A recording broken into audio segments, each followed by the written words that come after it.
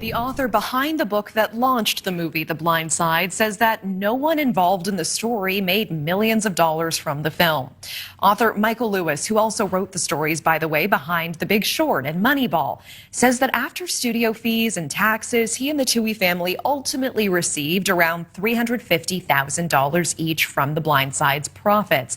And Lewis says that the Touhys plan to share the royalties equally among the family members, including Oher. However, Oher began declining his royalty checks, at which point the Touhy family started depositing his share into a trust fund for their son.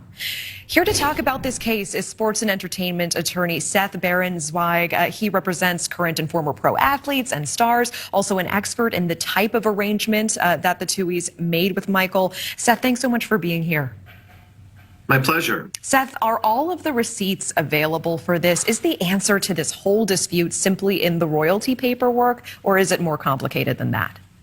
Well, I think you're right. I think it probably is in the royalty paperwork, not only in terms of what the actual deal in the contract was, which we suspect was 2.5% of the net profits, but also in terms of just following the money. As Michael Lewis said, and by the way, he's one of the biggest names in this whole picture here as to both the book and the rights in the movie profits. He, if you add everything up in terms of selling the option and the movie profits, is really going to end up making only about $400,000. That's not a small amount of money, but this is a case that really is damages that will likely run into the thousands and not the millions. So I think the thing that's ironic about this case is that it involves a former NFL player, but many of the people that have read this new lawsuit feel like they want to rush in and sack the Touhys. I think that's a rush to judgment. It's a very serious case, but I think the case really raises more questions than answers. And once they get to the bottom of it, and they will probably, by consent, dissolve the conservatorship in the next couple of weeks, they will get down to the math. But there are a lot of serious questions that need to be answered here. You know, we know both sides have said their piece. What are you paying attention to? What is sort of making your antenna go up in all of this? And what ultimately do you think will make or break this case? Well, first of all, I want to say that I have a lot of respect for Michael Oher, and if the allegations are true, which are very serious, then he was taken advantage of, and he certainly has his right to his day in court. And I want to be clear on that. However, I'm a little bit skeptical about the case, and I think he has an uphill battle. He filed this case nearly 20 years after the conservatorship was entered into, so there may be a statute of limitations issue.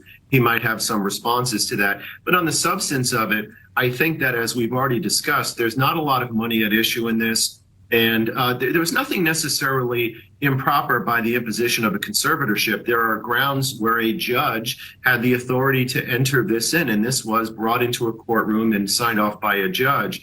But there will be some serious questions raised. There are some potential irregularities that the family does have to answer. I just think that Mr. Oher may have retained an attorney that really kind of promised him the sun, the moon, and the stars, and he may end up being underwhelmed at the end of the day. Well, conservatorships certainly in the spotlight now more than ever before, and I think partially thanks to Britney Spears as well. Is this added public scrutiny likely to impact this case in any way?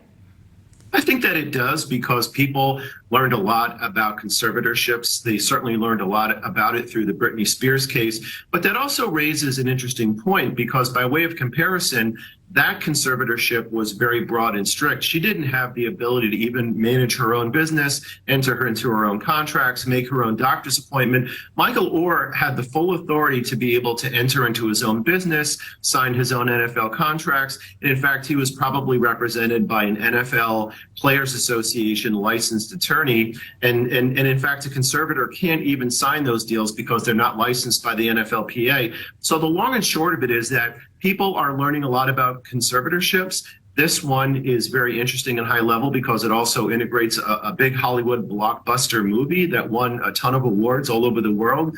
But the reality is that I think there's been a rush to judgment here. There needs to be a lot of serious questions that will be addressed in this new litigation. But I suspect that the family may very well have a lot of the answers to these questions, which, as we've said, are quite serious. Okay. Seth Berenzweig, appreciate the perspective. Thank you for your time.